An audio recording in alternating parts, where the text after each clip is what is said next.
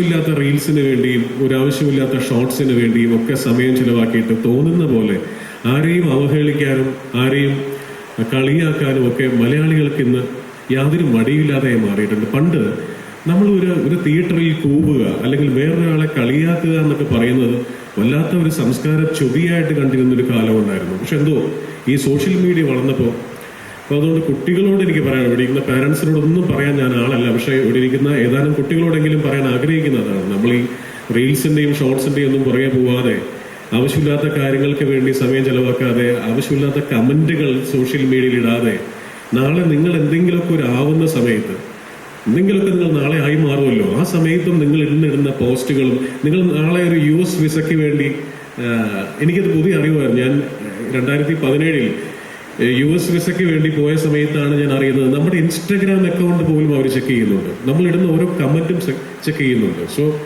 ആവശ്യമില്ലാത്ത കാര്യങ്ങൾക്ക് വേണ്ടി സമയം ചെലവാക്കാതിരിക്കുക. ഗ്രാറ്റിറ്റ്യൂഡ് വരുമ്പോഴാണ് സ്നേഹം ഉണ്ടാവുന്നത്, അപ്രീഷിയേറ്റ് ചെയ്യാൻ തോന്നുന്നത്, ഗുരുത്വം നേടിയെടുക്കുന്നത്. ലോകത്ത് ഏതൊരു നോമൻ ഐലൻഡിൽ പോയാലും നിങ്ങളെ രക്ഷപ്പെടുത്താൻ സാധിക്കുന്ന വലിയൊരു പ്രതിഭാസത്തിന്റെ പേരാണ് ഗുരുത്വം എന്ന് പറയുന്നത്.